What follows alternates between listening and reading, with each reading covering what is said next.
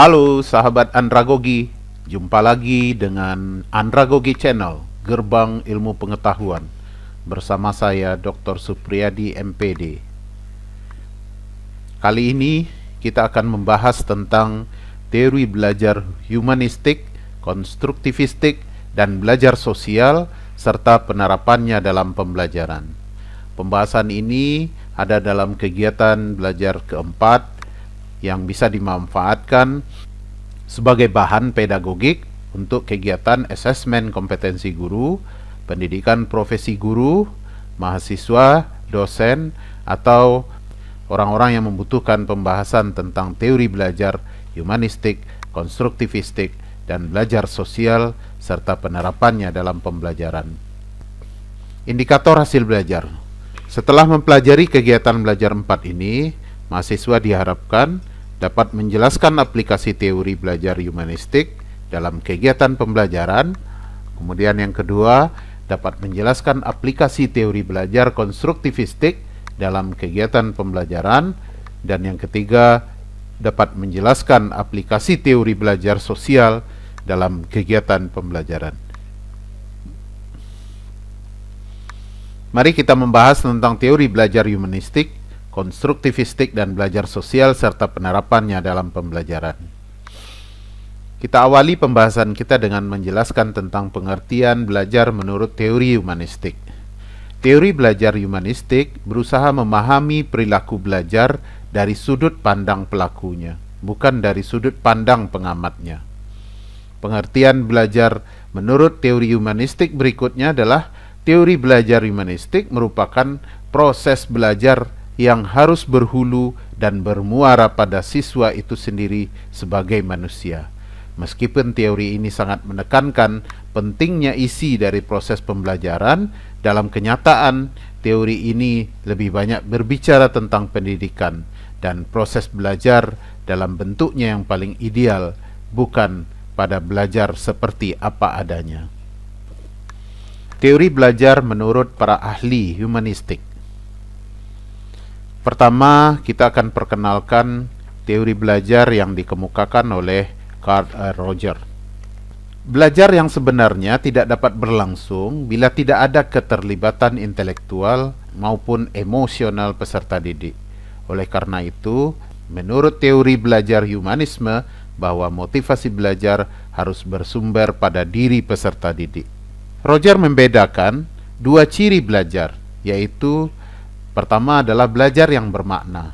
Terjadi jika proses pembelajaran melibatkan aspek pikiran dan perasaan peserta didik. Yang kedua, belajar yang tidak bermakna. Terjadi jika dalam proses pembelajaran melibatkan aspek pikiran, akan tetapi tidak melibatkan aspek perasaan peserta didik. Menurut Roger, peranan guru dalam kegiatan belajar adalah sebagai fasilitator yang akan berperan aktif dalam beberapa hal. Pertama, membantu menciptakan iklim kelas yang kondusif agar peserta didik bersikap positif terhadap belajar. Yang kedua, membantu peserta didik untuk memperjelas tujuan belajarnya dan memberikan kebebasan kepada peserta didik untuk belajar. Yang ketiga, membantu peserta didik untuk memanfaatkan dorongan dan cita-cita mereka sebagai kekuatan pendorong untuk belajar. Yang keempat, menyediakan berbagai sumber belajar kepada peserta didik. Dan yang kelima, menerima pertanyaan dan pendapat serta perasaan dari berbagai peserta didik sebagaimana adanya. Kemudian kita akan jelaskan tentang teori belajar yang dikemukakan oleh Arthur Combs. Combs mencurahkan banyak perhatian terhadap dunia pendidikan.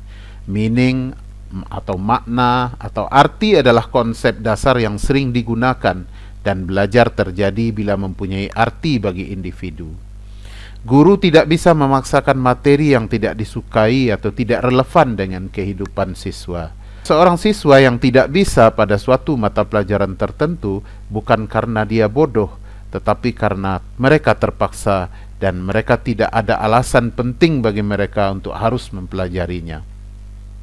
Perilaku buruk itu sebenarnya tidak lain hanyalah dari ketidakmampuan seseorang untuk melakukan sesuatu yang tidak akan memberi kepuasan bagi dirinya.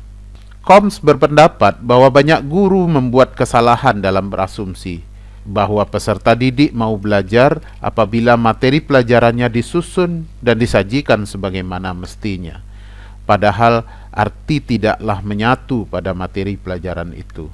Menurutnya yang penting ialah bagaimana membawa si peserta didik untuk memperoleh arti bagi pribadinya dari materi pelajaran tersebut dan menghubungkannya dengan kehidupannya sehari-hari.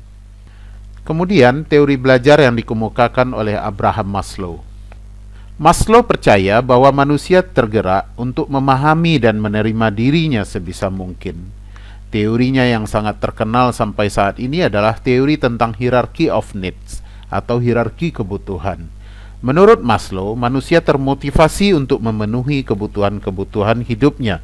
Kebutuhan-kebutuhan tersebut memiliki tingkat atau hierarki, mulai dari yang paling rendah, yang bersifat dasar atau fisiologis, sampai kepada yang paling tinggi atau aktualisasi diri. Pertingkatan kebutuhan seseorang menurut Maslow adalah sebagai berikut. Seperti terlihat pada gambar ini, bahwa adanya kebutuhan fisiologis itu yang berada pada kebutuhan dasar, dan itu berada paling bawah. Gambar piramida ini menggambarkan bahwa semakin ke bawah adalah semakin banyak kebutuhan tersebut digunakan oleh manusia, seperti kebutuhan fisiologis, kebutuhan akan makanan, minuman, tidur, pakaian, dan sebagainya. Ini menempati posisi kebutuhan paling dasar dan paling banyak digunakan oleh manusia. Kebutuhan kedua adalah kebutuhan akan rasa aman dan keselamatan. Ini berhubungan dengan keamanan, keteraturan, stabilitas, dan lain sebagainya. Kemudian yang ketiga adalah kebutuhan untuk diterima dan dicintai, atau kebutuhan sosial. Ini berhubungan dengan afeksi, relasi, keluarga, dan sebagainya. Kebutuhan berikut adalah kebutuhan akan penghargaan, pencapaian satu prestasi, status, tanggung jawab, reputasi, dan sebagainya. Kemudian yang terakhir adalah kebutuhan terhadap aktualisasi diri, yaitu kebutuhan akan pengembangan diri, pemenuhan ideologi, dan sebagainya. Menurut Abraham Maslow, proses belajar harus dimulai dan ditunjukkan untuk kepentingan memanusiakan manusia, yaitu mencapai aktualisasi diri, pemahaman diri, dan realisasi diri peserta didik yang belajar secara optimal. Proses belajar dikatakan berhasil apabila peserta didik telah memahami lingkungannya dan dirinya sendiri. Teori berikutnya adalah teori yang dikemukakan oleh Jürgen Habermas. Belajar menurut Habermas adalah baru akan terjadi jika ada interaksi antara individu dengan lingkungannya. Lingkungan belajar yang dimaksud di sini adalah lingkungan alam maupun lingkungan sosial, sebab antara keduanya tidak dapat dipisahkan. Habermas menyampaikan pengelompokan 3 tipe belajar. Ada belajar teknis, technical learning, ada belajar praktis, practical learning, ada belajar emansipatoris atau emancipatoris learning. Kita akan bahas satu persatu. Belajar teknis adalah belajar bagaimana seseorang dapat berinteraksi dengan lingkungan alamnya secara benar. Pengetahuan dan keterampilan apa yang dibutuhkan dan perlu dipelajari agar mereka dapat menguasai dan mengelola lingkungan alam sekitarnya dengan baik. Oleh sebab itu, ilmu-ilmu alam dan sains amat dipentingkan dalam belajar teknis. Pengelompokan kedua tipe belajar yang dikemukakan oleh Habermas adalah belajar praktis atau practical learning. Belajar praktis adalah belajar bagaimana seseorang dapat berinteraksi dengan lingkungan sosialnya, yaitu dengan orang-orang di sekelilingnya, dengan baik. Kegiatan belajar ini lebih mengutamakan terjadinya interaksi yang harmonis antara sesama manusia. Untuk itu, bidang-bidang ilmu yang berhubungan dengan sosiologi, komunikasi, psikologi, antropologi, dan semacamnya amatlah diperlukan pada tipe belajar ini. Yang ketiga, belajar emansipatoris atau emancipatory learning. Belajar emansipatoris menekankan upaya agar seseorang mencapai suatu pemahaman dan kesadaran yang tinggi akan terjadinya perubahan atau transformasi budaya dalam lingkungan sosialnya. Pembahasan kita selanjutnya adalah prinsip-prinsip teori belajar humanistik. Prinsip-prinsip belajar teori humanistik itu adalah manusia itu memiliki keinginan alamiah untuk belajar, memiliki rasa ingin tahu alamiah terhadap dunianya, dan keinginan yang mendalam untuk mengeksplorasi dan mengasimilasi pengalaman-pengalaman baru. Kemudian yang kedua, belajar akan lebih cepat dan lebih bermakna bila bahan yang dipelajari relevan dengan kebutuhan peserta didik. Kemudian yang ketiga, belajar dapat ditingkatkan dengan mengurangi ancaman dari luar. Kemudian yang keempat, belajar secara partisipatif jauh lebih efektif daripada belajar secara pasif, dan orang yang belajar lebih banyak bila belajar atas pengarahan diri sendiri. Kemudian yang kelima, belajar atas prakarsa sendiri yang melibatkan keseluruhan pribadi, pikiran maupun perasaan akan lebih baik dan tahan lama. Kemudian yang terakhir adalah kebebasan, kreativitas, dan kepercayaan diri dalam belajar dapat ditingkatkan dengan evaluasi diri orang lain tidak begitu penting. Pembahasan kita berikutnya adalah aplikasi teori belajar humanistik dalam kegiatan pembelajaran. Berdasarkan beberapa teori dari para ahli humanistik di atas, maka dalam proses pembelajaran harus menggunakan pendekatan student center, yaitu pendekatan yang menjadikan siswa sebagai pusat pembelajaran. Artinya, siswa sebagai objek dan sekaligus subjek dalam pembelajaran, sedangkan guru berfungsi sebagai fasilitator dan motivator agar siswa mau untuk belajar. Adapun strategi yang mesti dilakukan guru dalam menerapkan pembelajaran humanistik adalah bisa digambarkan sebagai berikut. Pertama, merumuskan tujuan belajar yang jelas. Yang kedua, mengusahakan partisipasi aktif siswa melalui kontrak belajar yang bersifat jelas, jujur, dan positif. Yang ketiga, mendorong siswa untuk mengembangkan kesanggupan siswa untuk belajar atas inisiatif sendiri. Yang keempat, mendorong siswa untuk PK, berpikir kritis, memaknai proses pembelajaran secara mandiri. Yang kelima, siswa diberi keleluasan mengemukakan pendapat, memilih pilihannya sendiri, melakukan apa yang diinginkan, dan menanggung risiko dari perilaku yang ditunjukkannya. Yang keenam, guru menerima keadaan masing-masing siswa apa adanya dengan tidak memihak, memahami karakter pemikiran siswa, dan tidak menilai siswa secara normatif belaka, melainkan dengan cara memberikan dua pandangan, dua sisi dalam hal moral dan etika berkomunikasi. Terakhir, menawarkan kesempatan kepada siswa untuk bisa maju atau tampil di depan kelas. Teori belajar berikutnya yang akan kita bahas adalah teori belajar konstruktivistik.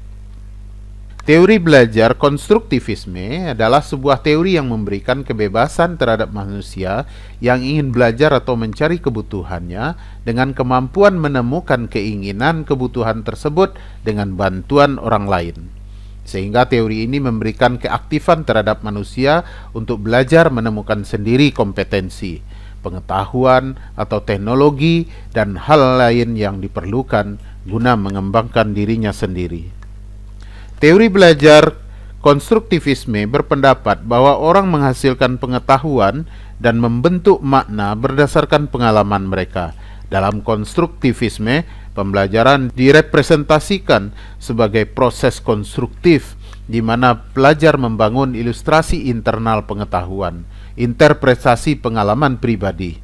Pengajaran konstruktivisme didasarkan pada pembelajaran yang terjadi melalui keterlibatan aktif siswa dalam konstruksi makna dan pengetahuan. Pandangan konstruktivistik menjelaskan bahwa realita ada pada pikiran seseorang dan manusia mengkonstruksi dan menginterpretasikannya berdasarkan pengalamannya. Konstruktivistik mengarahkan perhatiannya pada bagaimana seseorang mengkonstruksi pengetahuan dari pengalamannya, struktur mental, dan keyakinan yang digunakan untuk menginterpretasikan objek dan peristiwa-peristiwa. Teori belajar konstruktivistik mengakui bahwa siswa akan dapat menginterpretasikan informasi ke dalam pikirannya hanya pada konteks pengalaman dan pengetahuan mereka sendiri, pada kebutuhan, latar belakang, dan minatnya. Guru dapat membantu siswa mengkonstruksi pemahaman representasi fungsi konseptual dunia eksternal. Konstruktivisme memandang belajar lebih dari sekedar menerima dan memperoleh informasi yang disampaikan oleh guru maupun teks, tetapi pembelajaran adalah mengkonstruksi pengetahuan yang bersifat aktif dan personal. Proses konstruksi pengetahuan. Manusia dapat mengetahui sesuatu dengan menggunakan inderanya, melalui interaksinya dengan objek dan lingkungannya, misalnya dengan melihat, mendengar, menjamah, membau, atau merasakan. Seseorang dapat mengetahui sesuatu. Pengetahuan bukanlah sesuatu yang sudah ditentukan, melainkan sesuatu yang dihasilkan dari proses pembentukan.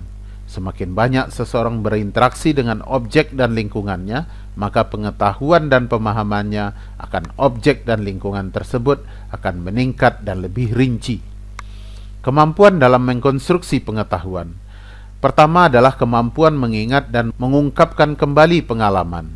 Yang kedua, kemampuan membandingkan dan mengambil keputusan akan kesamaan dan perbedaan. Ketiga, kemampuan untuk lebih menyukai sesuatu pengalaman yang satu daripada pengalaman yang lainnya. Proses belajar menurut teori konstruktivistik.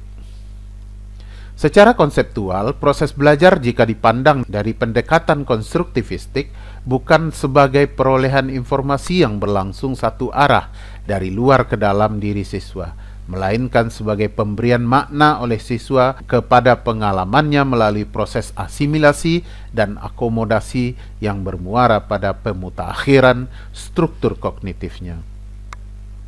Kegiatan belajar lebih dipandang sebagai aspek prosesnya dibanding dengan aspek perolehan pengetahuannya dari fakta-fakta yang terlepas-lepas. Pemberian makna terhadap suatu objek dan pengalaman oleh individu tersebut tidak dilakukan secara sendiri-sendiri oleh siswa, melainkan melalui interaksi dalam jaringan sosial yang unik yang terbentuk dalam budaya kelas dan di luar kelas. Oleh sebab itu, pengelolaan pembelajaran harus diutamakan pada pengelolaan siswa dalam memproses gagasannya, bukan semata-mata pada pengelolaan siswa dan lingkungan belajarnya, bahkan pada unjuk kerja atau prestasi belajarnya yang dikaitkan dengan sistem penghargaan dari luar seperti nilai, ijazah, dan sebagainya. Paradigma konstruktivistik memandang siswa sebagai pribadi yang sudah memiliki kemampuan awal sebelum mempelajari sesuatu.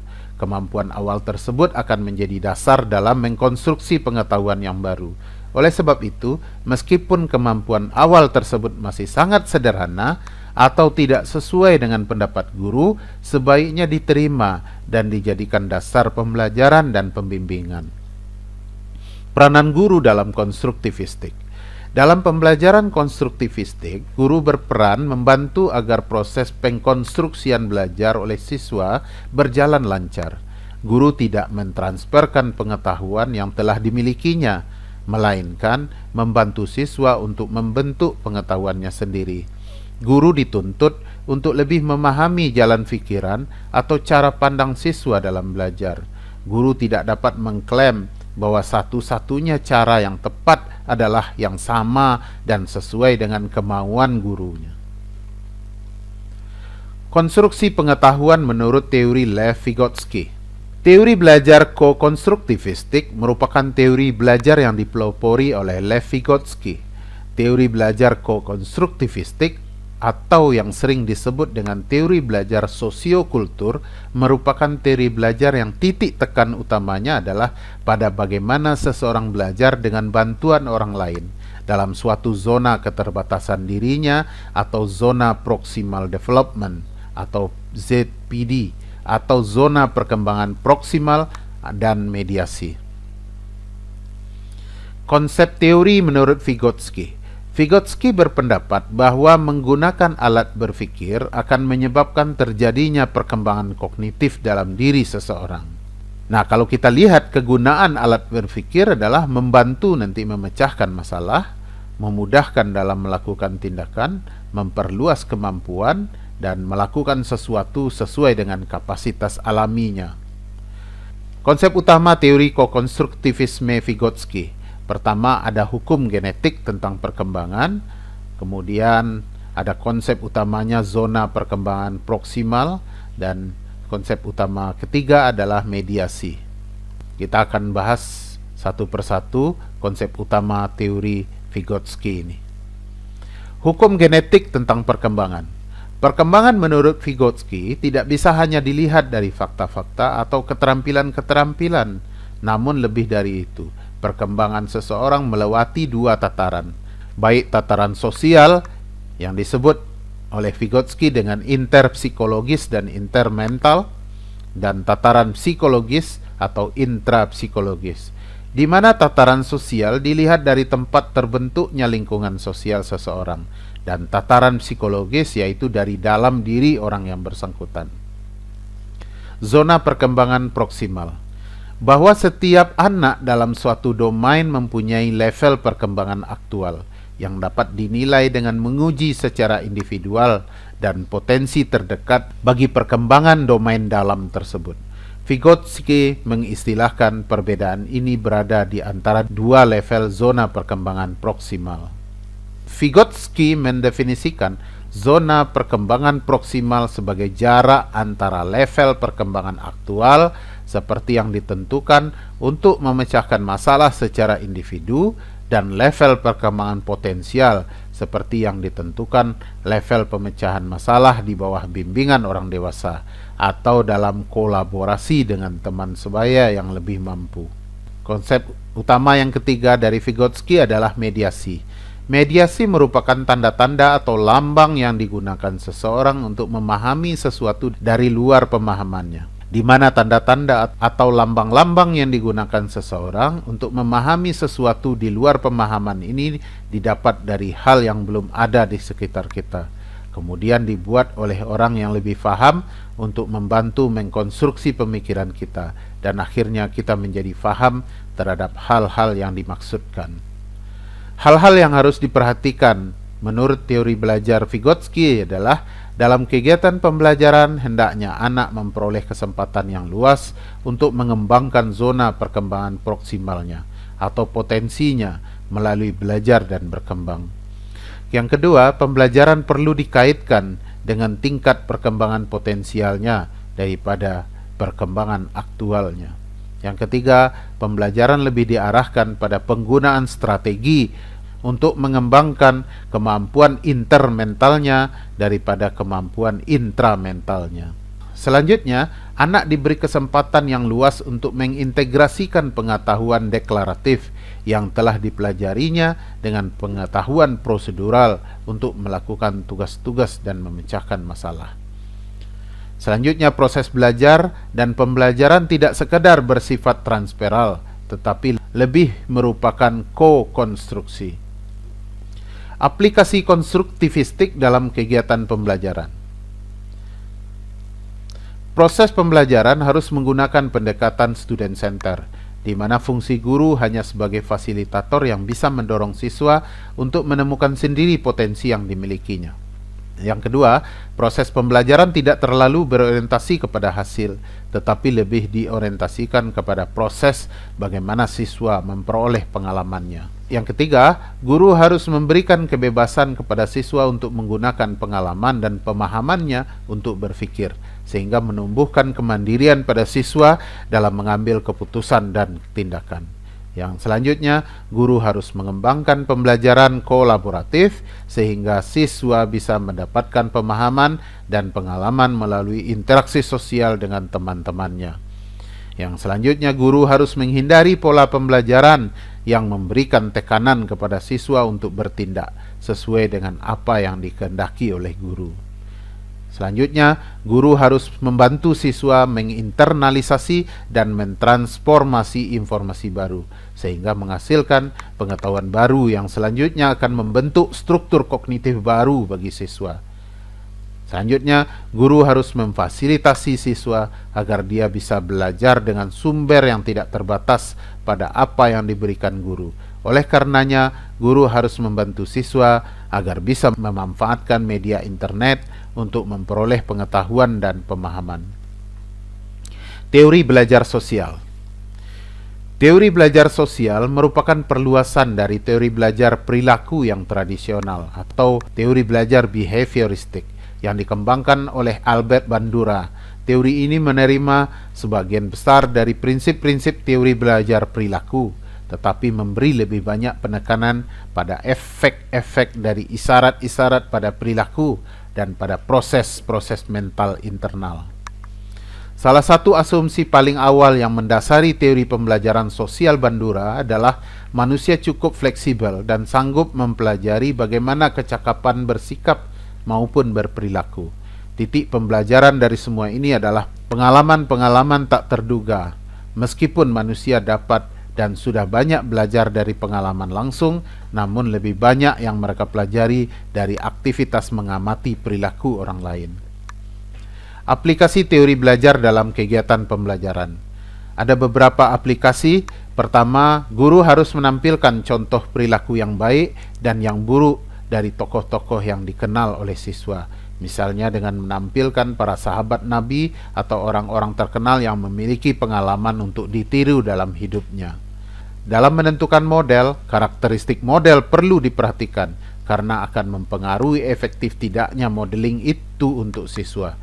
Pilih model yang memiliki kelebihan atau kekuatan di atas yang lain, sehingga siswa dapat menentukan apakah perbuatan atau pengalamannya perlu ditiru atau tidak.